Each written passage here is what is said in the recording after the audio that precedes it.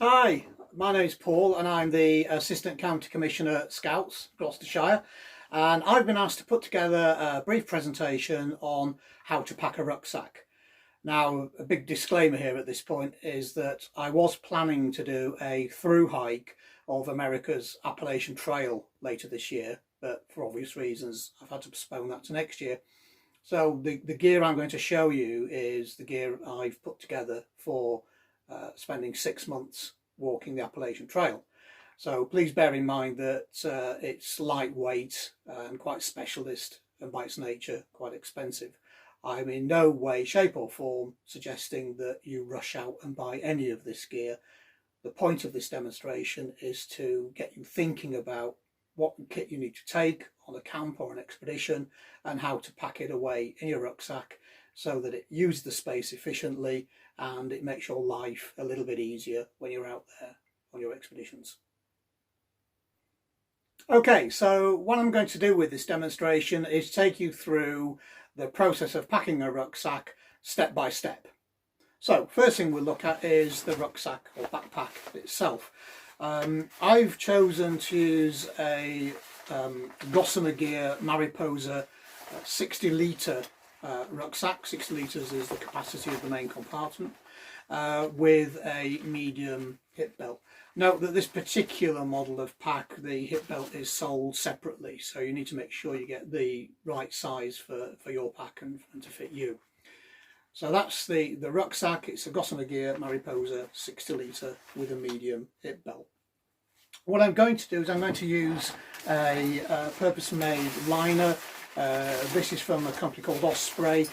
You can use rubble sacks. They're the big heavy-duty plastic sacks you can buy at DIY stores as a liner. The reason for using a liner is it protects my gear inside the sack. So should I be subjected to a downpour or I don't know, fall in a stream or whatever, using a liner will keep the things I want to keep dry. Okay, so I've put the liner inside the backpack and I rolled it over at the top so that I can pack things into it more easily. The first thing I'm going to put in is my sleeping mat. Now, a lot of people roll up their sleeping mats, but I've decided to fold mine into a large rectangle so that I can use it as a bit of additional back padding inside the pack. This rucksack doesn't have any kind of external frame that a lot of bigger packs have, so I'm going to use this as a bit of a supplemental padding. So I'm going to push this down to the bottom of the pack, inside the liner, right down to the bottom.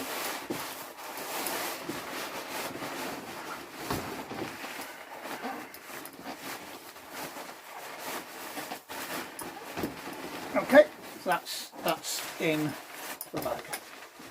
You can see it there. It's nicely tucked in as a bit of a backpack.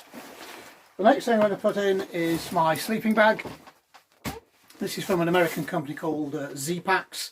It's their classic downfilled 20 degrees Fahrenheit sleeping bag. I've also got inside it, you may just be able to see it there, a silk liner. The benefit of using a liner, either a cotton one or a silk one, is it gives you a little bit of extra warmth, a bit of extra comfort. It also makes it easier to clean. Rather than having to clean the entire sleeping bag, I can clean the liner and keep things a bit fresher as I go along. So, put the sleeping bag in. I'm going to put the sleeping bag in horizontally rather than vertically, because doing it this way means I'm making more efficient use of the space inside the bag. So that goes in front of the liner, sorry, inside the liner, in front of the sleeping mat, push it right down to the bottom, horizontally, and that's my sleep system. The next thing I want to keep really dry, and I can't stress this enough, is that you must keep the clothes you're going to wear at night time dry.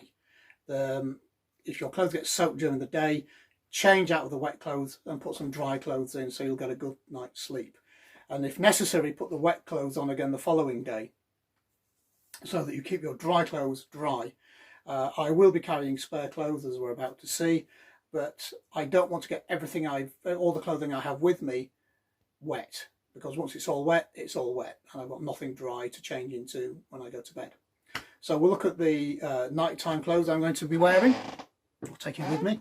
I've got a set of thermal underwear here. I've got a thermal top and thermal long johns that I will change into at bedtime. And I'm going to put my clothes in another plastic bag just to give it that extra layer of protection. So again, bearing in mind I'm going to be putting these horizontally in the bag, arrange them in the plastic bag appropriately.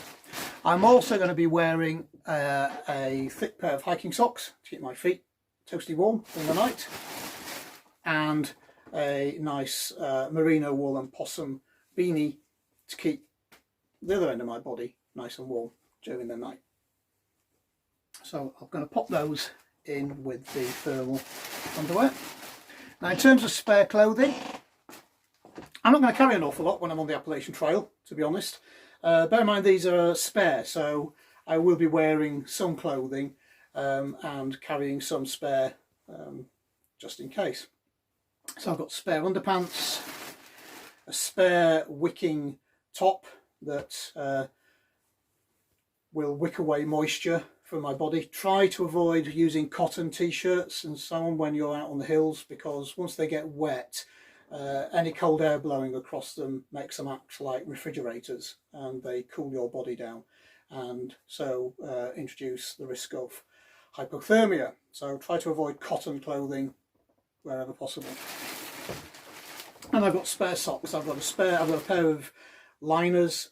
These are in gingy single toe liner socks. You can see there that each toe has its own sock. I'm going to wear those underneath a pair of darn tough outer hiking socks.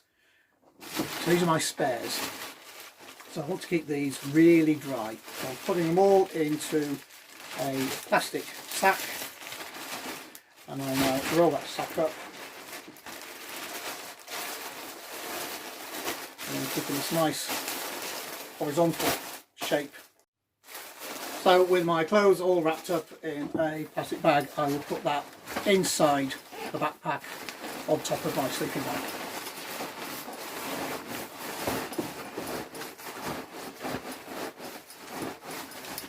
So the next thing I'm going to put in the liner is my down jacket. This is because I'm planning to hike during the summer, and hopefully won't be subjected to too many cold days, but if I am, then I can rearrange where I put this accordingly. But I'm likely to need this at night time when I pitch camp. So what I've done is I've put my gloves in the pocket of my down jacket, because if I'm wearing this, then it's likely that I'll be needing gloves as well. So I'm going to put this, again I need to keep it nice and dry, I'm going to put this inside the liner, inside my backpack, on top of my clothes and sleeping bag. And stuff that in. Notice that I'm stuffing things in rather than rolling them. You can generally get a lot more things into a bag by stuffing them in rather than rolling them tightly. And that basically is everything for the inside of the liner. These are the things I must keep dry at all costs. So what we'll move on to next are the things that it won't really matter if they get wet. So the next things I'm going to put in the backpack are the things that doesn't really matter if they get wet. Before I do that, I'm going to seal the liner and roll that down so that the things I want to keep dry are nicely protected by the liner. So just roll the top of the liner up and clip it, or just roll and twist, depending on what you're using. And that's the dry stuff being kept dry. The next thing will be my cooking system, my food system. I'm going to be using a titanium pot with insulated handles on it and a lid to help cooking. Inside the pot I will put my little pan scourer so I can keep the pot reasonably clean. A gas cartridge, I'd probably go with a gas cartridge twice the size of this, but that just fits into the pot nicely. Put the lid on, and this one comes with a very lightweight mesh bag for storage and keeping everything all together. Okay, so that's my cooking pot with the gas cartridge and scour inside. I'm using a bag of rice basically in here just to simulate about 3 or 4 days worth of food that I'll be carrying at any one time. My cooking system with the gas cylinder will be an MSR pocket rocket stove, if I can extract it from its casing. So that's the MSR pocket rocket stove. It screws onto the top of the gas cylinder, and that's what I'll be using to heat my food on. Ideally what I'm going to try and do is, as much as possible, just use it for boiling water, and then the food I will buy on the trail will be the type that you can pour the boiling water into the bag with the food, mix it up, and then eat it out of the bag. That way I'm not getting my pot dirty, and I can use the boiled water for making coffee or tea. So trying to eat out the bag and reduce the number of pots, bowls, mugs or whatever I have to carry around. So that's my cooking system. To eat with, I have a spork. So that's my cooking system. Now this is going to be quite heavy. It's probably the heaviest item in the sack. So by putting it on top of everything else that's in there at the moment, it will bring it high up my back and help with my balance. It helps distribute the load and centre of gravity and so on. So generally speaking, the heaviest items need to be up in the upper reaches of your sack and close to your back. So that goes in next, on top of the liner that I've just sealed.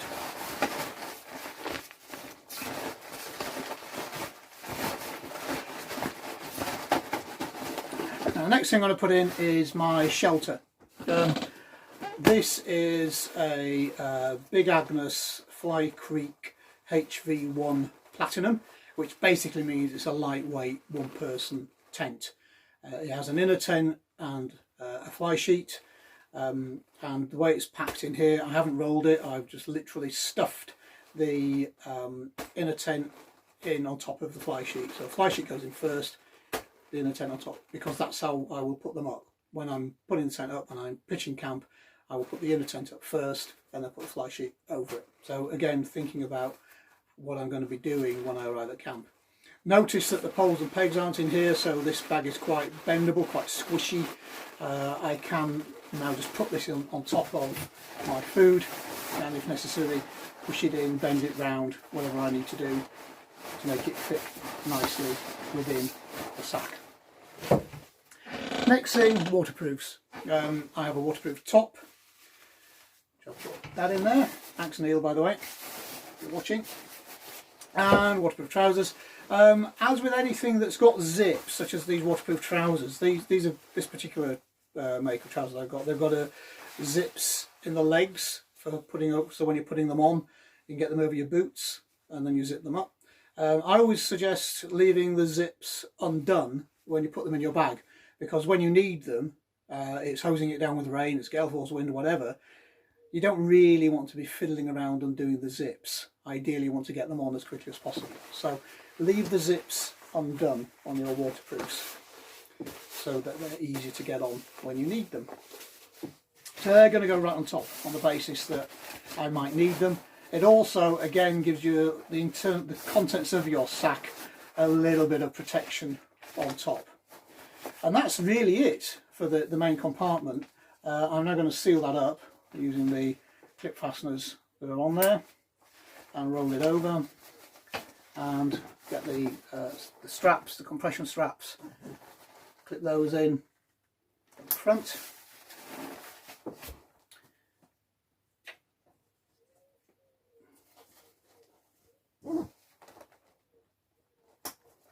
Cinch them down, make sure everything looks nice and even, it looks all nice and balanced, and that is about it. Okay, just to summarise what we have in here then is we have a liner. I'm using my sleeping mat as a supplemental backrest. At the bottom of here I have my sleeping bag. On top of there I have my spare clothes and night clothes in a separate plastic bag, again to keep them dry. On top of those I have my food and cooking system and my shelter, and then finally at the top I have my waterproof jacket and trousers. So what we're going to do next is we'll look at what we put on the pockets on the outside. Okay, the big mesh pocket on the side. The fact that it's got a mesh side to it means that air can get in there and dry things out. So what I'm going to use this for are things that are likely to get wet, dirty, muddy, and I don't really want contaminating anything else in my bag. So first off, I'm going to put the tent pegs in there. Tent pegs that are stuck in the ground, so by their nature they will be wet and dirty on a regular basis. So I'm going to put them in their bag, and I'm going to put them right down to the bottom of the mesh pocket at the front there. So that's those safely tucked out of the way. The next thing, the tent poles. I will be using these immediately when I put the tent up. These are the first things to go up, so having those nice and readily to hand. Also putting them on the outside of the bag, there's less risk of them getting bent. So put those in the side pocket with the pegs. My tent has something called a footprint. This is a separate piece of lightweight material that is cut to the same shape and size as the base of the inner tent, and this will protect the base of the inner tent from any maybe sharp twigs or bits of stone that are on the ground that I haven't cleared out of the way, and therefore prolong the life of the base of my tent. Again, likely to get wet and dirty, so if I pack it away I can pop it in there out of the way. Next I've got my sit pad.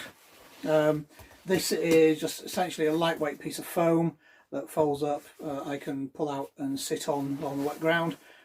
Stops my trousers from getting wet unnecessarily, so a bit more comfortable and very lightweight and a little bit of a luxury. Poo trowel. I will use this to use the facilitaries when I need to. Ideally dig a hole about 6 inches deep at the base of a tree. I can then use the tree as a backrest, do whatever I need to do, fill the hole back in, and off I go. The principles there of leave no trace. So this is a very lightweight aluminium pool trowel. You can use the handle end there to cut the turf if necessary, and then use the larger end to scoop out 6 inches of soil. So I'm going to pop that in the corner of my mesh pocket. I'm also going to have a little bag with some essential items in it, and I'll probably upgrade this bag at some point to something like a dry sack, but I'm just going to use this for demonstration purposes. In here I will have my wash kit and first aid kit. First aid I'm not intending to deal with any major traumas, hopefully, so it's really enough for things like small cuts, blisters perhaps, either on me or on somebody else. Wash kit, fairly minimal, toothbrush, toothpaste, razor, etc. Electronics, I'll talk about electronics later on, but for now I just need a bag to keep all the charging cables in one place. I've also got my sleeping mat repair kit in there as well. So these are going to go into this little bag that will close up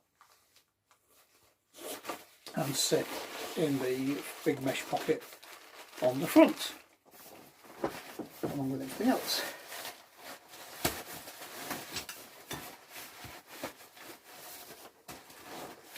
So that's the mesh pocket on the front. Next we'll look at the what we're going to do about water, and I'll also cover off the pockets on the hip belt. Okay, so the next pocket we're going to look at is this nice big pocket on the side here. I'm going to use that for water. I plan to carry at least a litre of water at all times, and I'm going to use a substantial plastic bottle for that. Try and get something that's fairly strong plastic, flimsy plastic obviously can crack and break and leak, so I'm going to use probably a smart water bottle.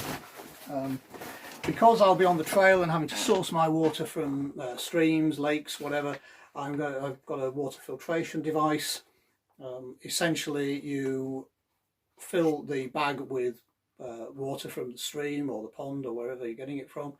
The water is then filtered through microfibers in the top here.